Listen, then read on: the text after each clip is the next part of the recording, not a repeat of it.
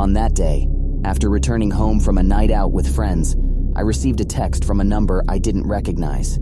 The sender claimed to be Alex, one of my friends who had lost his phone and was using his friend's phone. They asked for my location and requested that I call an Uber to pick them and another friend, Omar, up from the bar. Something felt off, but I reluctantly agreed and provided my address. As time passed with no further contact, unease settled within me. The texts played on a loop in my mind, raising unsettling questions. Why did Alex not have his own phone? Why was the communication so cryptic and strange?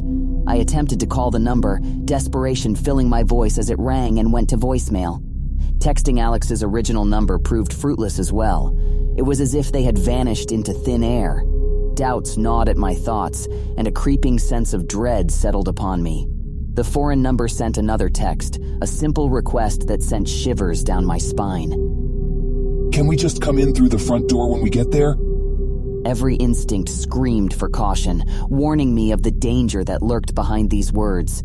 It was as if the sender sought to bypass my defenses, to step into my sanctuary uninvited. I hesitated, my fingers trembling as I held my phone. The words on the screen seemed to pulse with an ominous energy, a dark invitation. I tried calling once more, desperation fueling my actions, but silence echoed through the line, intensifying my fear. Reaching out to Omar, I hoped for answers, for reassurance that this was all just an elaborate prank or a misunderstanding, but his voice crackled with confusion and concern, confirming my growing suspicion that something was gravely wrong. Questions spiraled within my mind. Who was behind these texts? What were their intentions? The silence that followed my attempts to reach out only deepened the mystery. Panic and a chilling realization washed over me as I realized I was alone in this terrifying encounter. I stared at my front door, my heart pounding with every passing second. What awaited me on the other side? Shadows danced along the hallway, transforming mundane objects into ominous specters. The air grew heavy with anticipation, the tension tightening like a noose around my neck. Summoning the courage to speak, I asked the sender a question that burned within me, desperate for answers. Who is this?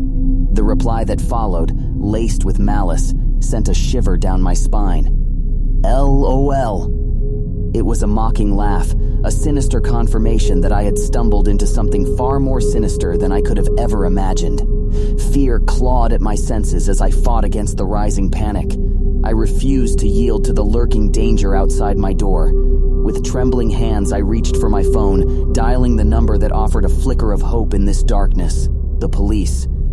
As I waited for their arrival, each passing second felt like an eternity. The silence outside the door, broken only by the echoes of my racing heartbeat, hinted at an unseen presence. What lay beyond my threshold? What horrors awaited me if I succumbed to their demands?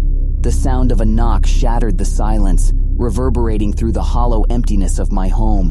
Every fiber of my being screamed to resist, to keep the barrier between us intact. I peered through the peephole, but the outside remained an abyss, concealing the identity of my mysterious visitor. "Who is this?" I whispered, my voice barely audible. The reply was swift and chilling, a haunting echo that reverberated in the depths of my soul. "Open the door." Suddenly, a sharp, deafening noise echoed through the darkness, a window breaking and followed by a voice that said, "We know that you are home alone."